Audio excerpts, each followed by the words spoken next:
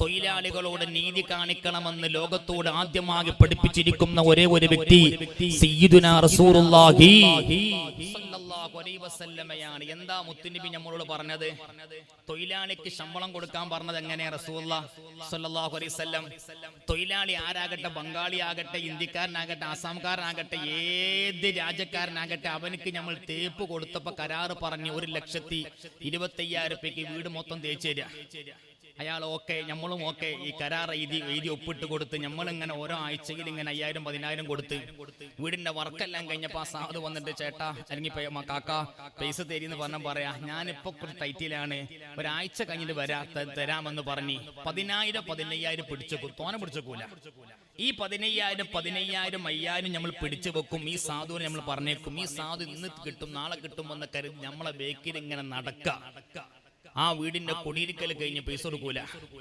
കുടിയിരിക്കലിന് തങ്ങന്മാരെ വിളിക്കും, ഉസ്താദന്മാരെ വിളിക്കും, മൗലൂദൊക്കെ ഓതി ഭയങ്കര പ്രാർത്ഥിക്കും, പടച്ചോനെ ഈ വീട്ടിൽ നീ ബർക്കത്ത് കൊടുക്കണേ അല്ലാഹ്. ഉസ്താദന്മാർക്ക് അറിയില്ല ഈ വീട് പറ്റിച്ച വീടാന്ന് അറിയില്ല, ഈ വീട് പറ്റിച്ചുണ്ടാക്കിയ വീടാൻ പാവപ്പെട്ട ഉസ്താദന്മാർക്ക് അറിയില്ല. ഉസ്താദന്മാര് ദോർക്കും പടച്ചോനെ നീ ബർക്കത്ത് കൊടുക്കണേ. നല്ല മുത്തുനബിന്റെ മൗലൂദൊക്കെ ഓതും, സല്ലല്ലാഹു അലൈഹി വസല്ലമന്റെ മൗലൂദ് ഓതി ദുആ ചെയ്താൽ ആ വീട്ടിൽ റഹ്മത്തിന്റെ മലക്കിറങ്ങും. ആ വീട്ടിൽ റഹ്മത്തിന്റെ മലക്ക് വരികയില്ല. കാരണം എന്തേ? ആ പാവപ്പെട്ട ബംഗാളിന്റെ വിയർപ്പ്, അവൻ വിയർപ്പ് കഷ്ടപ്പെട്ട് അധ്വാനിച്ചുണ്ടാക്കിയിരിക്കുന്ന ശമ്പളവും കൊടുത്തിട്ടില്ല. 10,000 നിന്നെ അടുത്ത് 2-3 ദിവസം മുന്നേ അടുത്തൊരു സഹോദരൻ, ഒരു ഇന്ത്യക്കാരൻ വന്ന് എന്റെ വീടൊക്കെ തേച്ചിരുന്ന ആളാ. അദ്ദേഹത്തിന്റെ പുസ്തകം തുറന്ന് കാണിച്ചിട്ട് പറഞ്ഞ് ഇത്രയും പൈസ എനിക്ക് നിങ്ങളെ നാട്ടുകാർ തരാനുള്ളതാ, മലയാളികൾ തരാനുള്ളതാ. അതിൽ അദ്ദേഹത്തിന് എനിക്ക് സങ്കടം വന്നു പോയത്, മുഅ്മിനീങ്ങൾ സഹോദര സഹോദരിമാരെ 3 ലക്ഷം രൂപക്ക് ഒരു വലിയ ബിൽഡിംഗ് ഇയാൾ തേച്ചു കൊടുത്തു. ഒരു ബിൽഡിംഗ്, ഒരു വാടക ബിൽഡിംഗ് കൊടുക്കാനുള്ള ബിൽഡിംഗ്. അതിന്റെ വർക്ക് കഴിഞ്ഞ് 50,000 രൂപ ആജേരി അബൂബക്കർ ഹാജി എന്ന് പറയുന്ന ആജേരി 50,000 രൂപ കടാക്കി വെച്ച് പിന്നെ തരാന്ന് പറഞ്ഞ് 5 കൊല്ലായി ഞാൻ ഈ 50,000 അദ്ദേഹത്തിന്റെ ബേക്കിൽ നടക്കാൻ മനുഷ്യൻ തരുന്നില്ല. സുബ്ഹാന റബ്ബി ഹുവൽ ഹബീബുല്ലദീ തുർജാ ശഫാഅതുഹു ലികുല്ലി ഹൗലിൻ മിനൽ അഹ്വാനി മുക്തഹിമി മൗലായ സല്ലി വസല്ലിം ദായിമൻ അബദാ അലാ ഹബീബിക ഖൈറിൽ ഖൽഖി കുല്ലിഹിം. ഉമ്മമാരുപ്പമാരെ മറക്കല്ല. ഓരോ ഉസ്താദുമാരെ വീട്ടിലേക്ക് നിങ്ങൾ ചെല്ലുന്നോ, ഓരോ തങ്ങന്മാരുടെ അടുത്തേക്ക് നിങ്ങൾ ചെല്ലുന്നോ, ഓരോ മജ്ലിസിലേക്ക് നിങ്ങൾ ചെല്ലുന്നോ, ഒരു പരിഗിതാരിക്കുന്ന ഇൽമിന്റെ മജ്ലിസിൽ, പ്രാർത്ഥനാ മജ്ലിസിൽ എന്ന് കേൾക്കുമ്പോൾ വലിയ പ്രതീക്ഷയോടെയാ നിങ്ങൾ കയറി ചെല്ലുന്നത്. അവിടെ വന്നുകൊണ്ട് കണ്ണുനീരോടെ പൊട്ടിക്കരഞ്ഞുകൊണ്ട് നിങ്ങൾ പ്രാർത്ഥിക്കുന്നു. എന്താ നിങ്ങൾ ദുആ ചെയ്യുന്നത്? എന്റെ ഭർത്താവ് ഗൾഫിലാണ്, അല്ലാ എത്ര അധ്വാനിച്ചിട്ടും സമ്പത്ത് കാണുന്നില്ല, അല്ലാ എന്റെ ഭർത്താവിന്റെ ജോലിയിൽ ബർക്കത്ത് കൊടുക്ക, അല്ലാ ഭർത്താവിന് ശക്തമായിരിക്കുന്ന കടങ്ങളാണ് അല്ലാ. വീട്ടിന്റെ അകത്ത് സമാധാനമില്ല, അല്ലാ എന്നും വീട്ടിന്റെ അകത്ത് രോഗങ്ങളാ. ഒന്ന് കഴിഞ്ഞാൽ മറ്റൊന്ന് കഴിഞ്ഞാൽ മറ്റൊന്നായിക്കൊണ്ട് 1000-ങ്ങളാണ് 10,000-ങ്ങളാ എന്റെ വീട്ടിൽ നിന്ന് നഷ്ടപ്പെട്ടുകൊണ്ടിരിക്കുന്നത്. ഒരു സമാധാനം എന്റെ വീട്ടിന്റെ അകത്ത് കിട്ടുന്നില്ലെന്ന് പറഞ്ഞുകൊണ്ട് കണ്ണുനീരോട് പൊട്ടിക്കരയാറുള്ള ഉമ്മമാരെ, ഉപ്പമാരെ, കാര്യമില്ല. അല്ലാഹുവിന്റെ റസൂല് പറയുന്നു, നിങ്ങൾ ദുആ ചെയ്തിട്ട് കാര്യമില്ല, നിങ്ങൾ ദിക്ർ ചൊല്ലിയിട്ട് കാര്യമില്ല, നിങ്ങൾ ഖുർആൻ ഓതിയിട്ട് കാര്യമില്ല. എന്തുകൊണ്ടാ? നിങ്ങളുടെ വീട് ഹറാമാ, നിങ്ങളുടെ വീട് ഹറാമാ. നിങ്ങൾ താമസിക്കുന്ന വീടില്ലേ, ആ വീട്ടിന്റെ അകത്ത് ചെയ്യുന്ന നിസ്കാരം പടച്ച റബ്ബിന് വേണ്ട, ആ വീട്ടിൽ വെച്ച് ചെയ്യുന്ന നിസ്കാരം റബ്ബിന് വേണ്ട, ഖുർആനോത്ത് റബ്ബിന് വേണ്ട, ദിക്ർ അല്ലാഹുവിന് വേണ്ട. എന്തുകൊണ്ടാണ് ആ വീട് നിർമ്മിച്ചത്? നിർമ്മിച്ചിരിക്കുന്ന നിർമ്മാണമായി ബന്ധപ്പെട്ടില്ലേ? ഒരു പാവപ്പെട്ട ജോലിക്കാരൻ, ഒരു പാവപ്പെട്ട ഇന്ത്യക്കാരൻ, ഒരു പാവപ്പെട്ട ബംഗാളി നിങ്ങളെ വീട്ടിന്റെ അകത്ത് പണിയെടുത്തിരുന്നോ? ആ പണിയെടുത്തിരിക്കുന്ന പാവപ്പെട്ടവന്റെ ശമ്പളം നീ കൊടുത്തിട്ടില്ല, അദ്ദേഹത്തിന്റെ അധ്വാനത്തിന്റെ കൂലി നീ കൊടുത്തിട്ടില്ല. 5000, 10000, 15000 നീ പിടിച്ചു വെക്കുന്നു. ആ പാവപ്പെട്ട മനുഷ്യനെ പറ്റിച്ചുണ്ടാക്കിയിരിക്കുന്ന വീട്ടില് നീ ഉറങ്ങിയിട്ട് കാര്യമില്ല. ആ വീട്ടിന്റെ അകത്ത് ബർക്കത്ത് വരിക ഇല്ല, ആ വീട്ടിന്റെ അകത്ത് റഹ്മത്ത് വരിക ഇല്ല.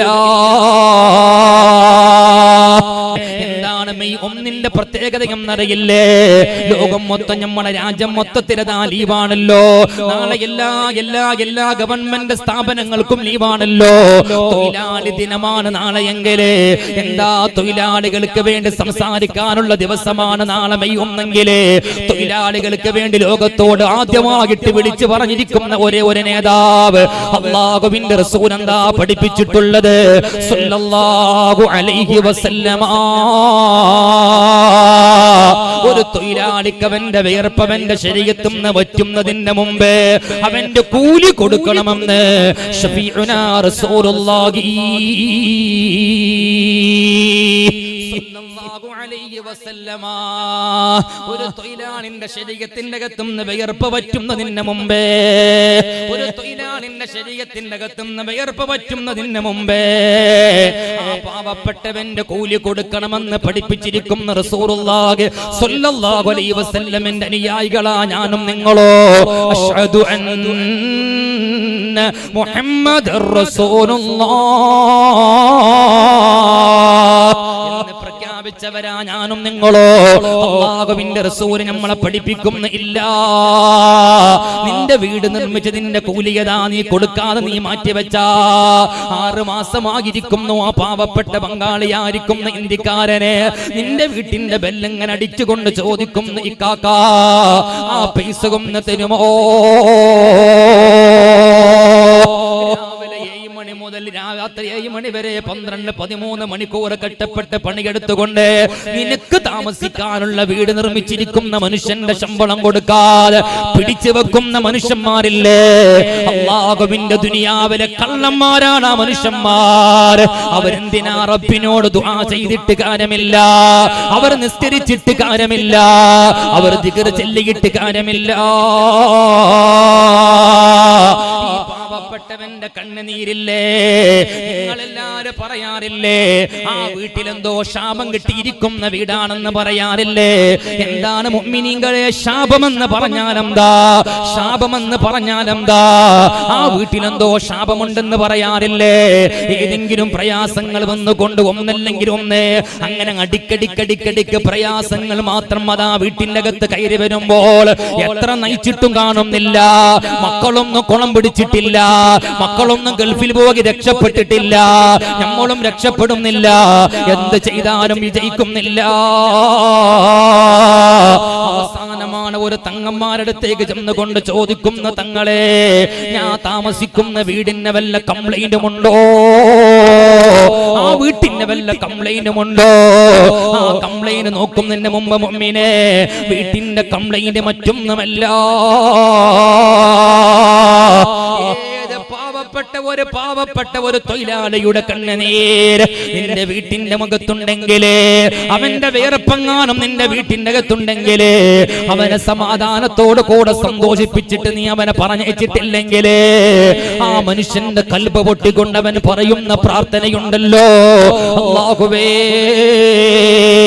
ആ മനുഷ്യൻ എന്നെ പറ്റിച്ചിട്ടുണ്ട് അല്ലാ, പറഞ്ഞിരിക്കുന്ന കരാറിന്റെ തുക എനിക്ക് പൂർണ്ണമായി തന്നിട്ടില്ല അല്ലാ. ഞാൻ 2 ലക്ഷം രൂപക്ക് കരാറെടുത്തിരുന്നത്, 2 ലക്ഷം രൂപക്ക് കരാറെടുത്തിട്ട് എനിക്ക് 1.5 ലക്ഷമാ തന്നിട്ടുള്ളൂ, 1.25 തന്നിട്ടുള്ളൂ, 25,000 തരാൻ ബാക്കി വെച്ചവനാണ് അല്ലാ. അയാള് മനസ്സറിഞ്ഞു കൊണ്ടെന്ന് പറഞ്ഞ അതാണ് ആക്രമിക്കപ്പെട്ടവന്റെ പ്രാർത്ഥന. ഈ പ്രാർത്ഥന നിന്റെ വീട്ടിലേക്ക് അതാ ഇതിന്റെ സൈഡ് എഫക്ട് വരുമ്പോ ആ സൈഡ് എഫക്ട് കൊണ്ട് ഒരിക്കലും നിന്റെ കുടുംബം അതാ ഗുണം പിടിക്കില്ല മുഅ്മിനേ. നിന്റെ കുടുംബത്തിൽ സമാധാനം ഉണ്ടാവുകയില്ല. നിസ്കരിച്ചിട്ട് കാര്യമില്ല, അല്ലാഹുവിനോട് ദുആ ചെയ്തിട്ട് കാര്യമില്ല. വീടിന്റെ വർക്ക് നടക്കുന്ന സമയത്തതാ, നീ നിന്റെ വീടിന്റെ വർക്ക് നടക്കുന്ന സമയത്തതാ, ബിൽഡിങ്ങിന്റെ വർക്ക് നടക്കുമ്പോൾ നീ സിമന്റ് ഇറക്കിയിരുന്നോ, നീ കമ്പി വാങ്ങിയിരുന്നോ, നീ പ്ലംബിങ്ങിന്റെ സാധനം വാങ്ങിയിരുന്നോ, നീ ഫർണിച്ചർ സാധനം വാങ്ങിയിരുന്നോ, ആ കടക്കാരന്റെ ബില്ല് പൂർണ്ണമായി കൊടുത്തിട്ടില്ല, ആ കടക്കാരന്റെ ബില്ല് പൂർണ്ണമായി വീട്ടിയിട്ടില്ല, ആ വീട്ടിന്റെ അകത്ത് അല്ലാഹുവിന്റെ റഹ്മത്ത് അടുക്കുകയില്ല.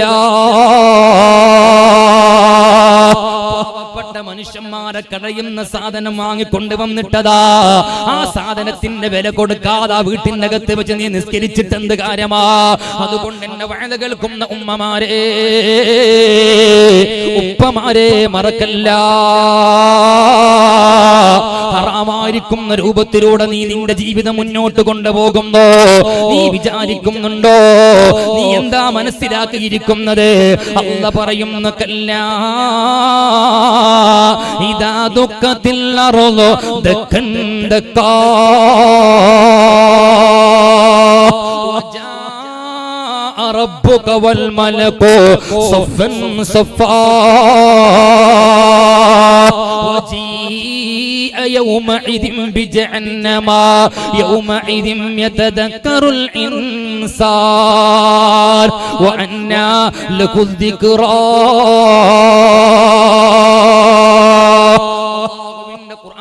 സൂറത്ത് ഫജ്റിന്റെ അവസാന ഭാഗം അല്ലാഹു വിശദീകരിക്കുന്നു. ഭാഗത്തേക്ക് വരാം മുഅ്മിനേ, അതിന്റെ മുമ്പ് നിങ്ങളൊന്ന് ചെവി തുറന്ന് കേട്ടോ, ഞാൻ തമാശ പറയില്ല. ഞാൻ ഈ പറഞ്ഞിരിക്കുന്ന കാര്യത്തിന്റെ ഗൗരവം തിരിയാൻ വേണ്ടി പറയട്ടെയോ. അല്ലാഹുവിന്റെ റസൂൽ സ്വല്ലല്ലാഹു അലൈഹി വസല്ലമയും സ്വഹാബത്തും അതാ ഒരു യുദ്ധത്തിന് പുറപ്പെടുന്നു. പുറപ്പെടുന്നു നബിയും സ്വഹാബത്തോ. അങ്ങനെ യുദ്ധഭൂമിയിലേക്ക് എത്തി നിൽക്കുന്നു. അല്ലാഹുവിന്റെ ഹബീബിന്റെ ചരക്ക് കടതാ ഒട്ടകത്തിന്റെ പുറത്തും ഇങ്ങനെ ഒരാളെങ്ങനെ ഇറക്കിക്കൊണ്ടിരിക്കുന്നുണ്ട്. ആ സമയത്ത് ആ ശത്രുക്കളെ ഭാഗത്തുള്ള ഒരാളതാ ഒരു അമ്പെടുത്തിട്ട് എറിയുകയാ. ഭാഗത്തേക്ക് റസൂലുള്ളാഹി സ്വല്ലല്ലാഹു അലൈഹി വസല്ലമയുടെ ഭാഗത്തേക്കതാ ശക്തമായിരിക്കും ഒരു അമ്പെടുത്തിട്ട് ഒരാൾ എറിയുമ്പോ ആ അമ്പ് വന്നുകൊണ്ട് മുത്തുനബിന്റെ ചരക്കുകൾ ഒട്ടകത്തിന്റെ പുറത്തുനിന്ന് ഇറക്കുന്ന ഒരാളില്ലേ, ആ മനുഷ്യന്റെ നെഞ്ചിന്റെ മുകൾ ഭാഗത്തേക്ക് അങ്ങ് തറച്ച് കയറി.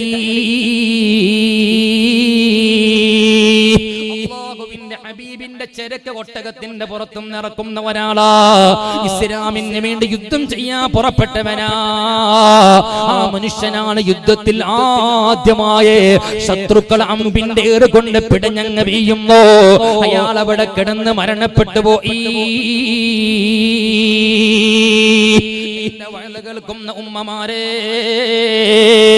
ഉപ്പമാരെ, വീട്ടിലേക്ക് ചെന്നിട്ട് ഭർത്താവിനോട് ചോദിക്കണേ, നമ്മുടെ വീടിന്റെ നിർമ്മാണത്തിന്റെ എല്ലാ കണക്കും നമ്മള് വീട്ടിയിട്ടുണ്ടോ? ഏതെങ്കിലും പാവപ്പെട്ട പണിക്കാർക്ക് ശമ്പളം കൊടുക്കാൻ ബാക്കി വെച്ചിട്ടുണ്ടോ? ഏതെങ്കിലും തൊഴിലാളിയുടെ കൂലി കൊടുക്കാൻ ബാക്കി വെച്ചിട്ടുണ്ടോ?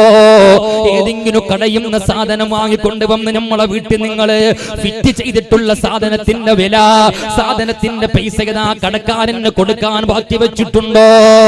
ഇന്നിവിടെ കൂടിയിരിക്കുന്ന ഉമ്മമാരെ വീട്ടിലേക്ക് എത്തിയാ ചോദിക്കണം ഭർത്താക്കന്മാരോട്, നിങ്ങൾ മറക്കല്ല മറക്കല്ല മറക്കല്ല. ഞാൻ ഈ പറയുന്ന വാക്കൊന്ന് ചിന്തിക്കും മുഅ്മിനേ. ഈ സുഹൈ മനുഷ്യനില്ലേ, അല്ലാഹുവിന്റെ ഹബീബിന്റെ കൂടെ യുദ്ധത്തിന് പുറപ്പെട്ടുകൊണ്ട് മുത്തുനബിന്റെ കാര്യം മുത്തുനബി സല്ലല്ലാഹു അലൈഹി വസല്ലമന്റെ ചരക്കഥാ ഒട്ടകത്തിന്റെ പുറത്തും ഇങ്ങനെ ഇറക്കിക്കൊണ്ടിരിക്കുമ്പോ സുബ്ഹാന റബ്ബി, അല്ലാഹുവിന്റെ ഹബീബിന്റെ ചരക്ക് ഇങ്ങനെ ഇറക്കിക്കൊണ്ടിരിക്കുമ്പോളാ മനുഷ്യന്റെ നെഞ്ഞിന്റെ ഭാഗത്തതാ ശത്രുവിന്റെ അമ്പിന്റെ ഏറ് കൊള്ളുന്നു. ഈ മനുഷ്യനങ്ങ് പിടഞ്ഞങ്ങ് വീണ് പോയി. അയാള് കിടന്ന് പിടഞ്ഞങ്ങ് മരിക്കുന്നു. മരണപ്പെട്ടപ്പോൾ ആ സ്വഹാബികളെല്ലാരും ഓടി വന്നിട്ട് പറയുന്നു, നബിയേ, ഈ മനുഷ്യൻ സ്വർഗത്തിലെത്തിയില്ല നബിയേ, ഷഹീദാകില്ല നബിയേ, ഈ മനുഷ്യൻ ആദ്യം ഇന്നത്തെ യുദ്ധത്തില് ആദ്യം ഷഹീദായിരിക്കുന്ന മനുഷ്യൻ ഇയാളല്ലേ? ശത്രുക്കൾ അമ്പിന്റെ ഏറുകൊണ്ട് പിടഞ്ഞ് മരണപ്പെട്ടില്ല നബിയേ. ഷഹീദായിരിക്കുന്ന മനുഷ്യന്മാർ സ്വർഗത്തിലല്ലേ? ഈ മനുഷ്യൻ സ്വർഗത്തിൽ പറക്കുന്നില്ലേ? സ്വർഗത്തിലേക്ക് എത്തിയില്ല നബിയേ എന്ന് അല്ലാഹുവിന്റെ ഹബീബിനോട് സ്വഹാബികൾ എങ്ങനെ പറയുമ്പോ മുത്തുനബിന്റെ മുഹമ്മദാ വാടിയിരിക്കുന്നു, അല്ലാഹുവിന്റെ ഹബീബിന്റെ മുഹമ്മദാ വാടിയിരിക്കുന്നു, റസൂലുള്ളാഹിന്റെ കണ്ണ് ചുവന്നിരിക്കുന്നു. അല്ലാഹുവിന്റെ റസൂൽ എവിടെന്ന് പറയുന്ന സ്വഹാബാ കല്ലാ സ്വഹാബാ, കാര്യം നിങ്ങൾ പറയും പോലെ അല്ല, കാര്യം നിങ്ങൾ പറയും പോലെ അല്ല. ഈ മനുഷ്യൻ ഷഹീദായിട്ടില്ല സ്വഹാബാ. ഈ മനുഷ്യന് സ്വർഗ്ഗം അല്ലാഹു കൊടുത്തിട്ടില്ല സ്വഹാബാ. ഈ മനുഷ്യൻ അല്ലാഹുവിന്റെ ഭീകരമായിരിക്കുന്ന നരകത്തിലാ സ്വഹാബാ. നരകത്തിലൂടെ നടക്കുന്നത് ഞാൻ എന്റെ കണ്ണുകളെ കൊണ്ട് കാണുന്നു. അല്ലാഹുവിന്റെ റസൂൽ അങ്ങ് പറയുമ്പോഴാ സ്വഹാബികൾ എല്ലാവരും കണ്ണുനീരോടെ പൊട്ടിക്കരഞ്ഞുകൊണ്ട് ചോദിക്കുന്നു, നബിയേ, അല്ലാഹുവിന്റെ മാർഗത്തിൽ യുദ്ധം ചെയ്ത് മരണപ്പെട്ട മനുഷ്യനിക്ക് അല്ലാഹ് സ്വർഗം കൊടുത്തിട്ടില്ലേ നബിയേ? റസൂലുള്ളാഹി പറയുന്നു, സ്വഹാബാ, അല്ലാഹ് സ്വർഗം കൊടുക്കുമായിരുന്നു. ഈ യുദ്ധം മാത്രം മതിയായിരുന്നു സ്വർഗം കിട്ടാ. പക്ഷേ ഈ മനുഷ്യൻ മുഅ്തദ് യുദ്ധം കഴിഞ്ഞ് ഖൈബർ യുദ്ധം കഴിഞ്ഞുകൊണ്ട് പുറപ്പെടുമ്പോ ഒരു ക്ഷത്രിയ അതിദേഹത്തിൻ്റെതാ ഒരു കരിമ്പടം ഇദ്ദേഹം മോഷ്ടിച്ചിരുന്നു സ്വഹാബാ.